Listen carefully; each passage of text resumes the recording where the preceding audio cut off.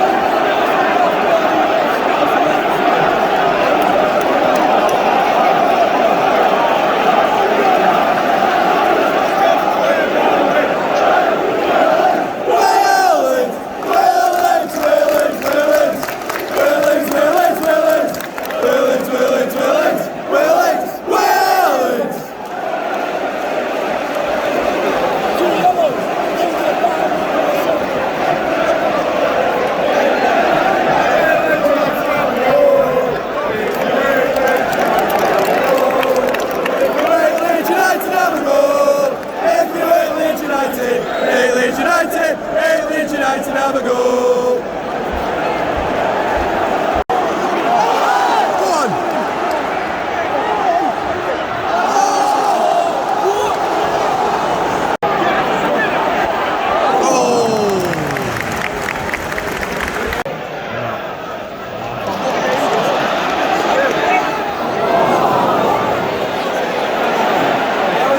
Clicky.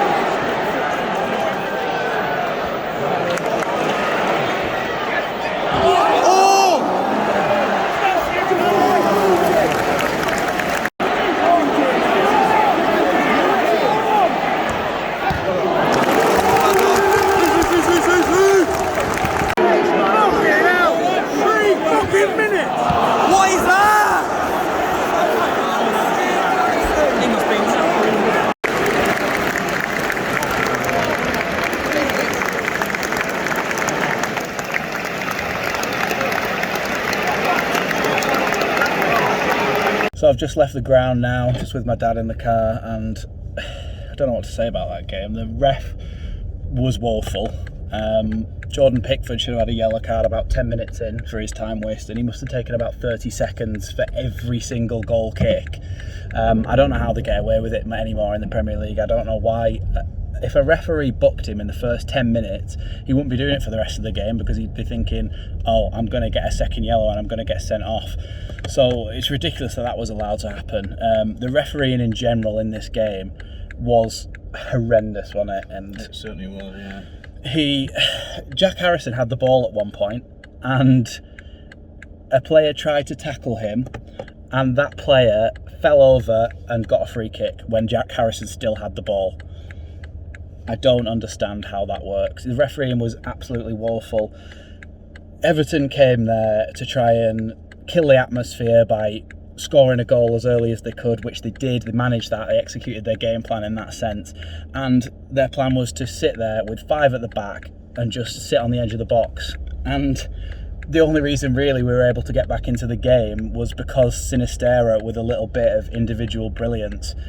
It was a really good finish, but it doesn't take away from the fact that I think this game has highlighted one of our biggest problems, and that is that we're not good at playing against teams who sit back.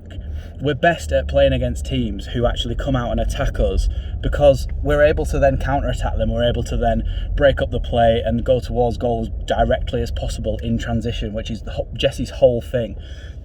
The thing we're not good at is breaking teams down, and you saw today we had a little bit of a plan in that anytime there was an opportunity to, the holding midfielders would try and ping a diagonal ball over to the corner flag where either Strauch or Harrison was waiting to try and get the ball into the box, but we didn't have much luck with that. And like I said before, it just needed a bit of individual brilliance from SINISTERRA, who was probably our best player, would you say, today? Definitely, yeah. Yeah, he was just able to get on the ball, and like you said in the game, it's very rare that he actually gave the ball away. He was very good at his decision making of when to actually take on a man and when to say, right, well, there's 3 men around me now, it's stupid to try and take on a man, I'm going to pass it back to Rasmus or somebody else, and to try and recycle possession. So I thought he was really good. And the other thing is, he was taken off in like the 60th minute, but that's because he's not 100% fit yet. So when he is 100% fit, he could be the second coming of Rafinha, we hope.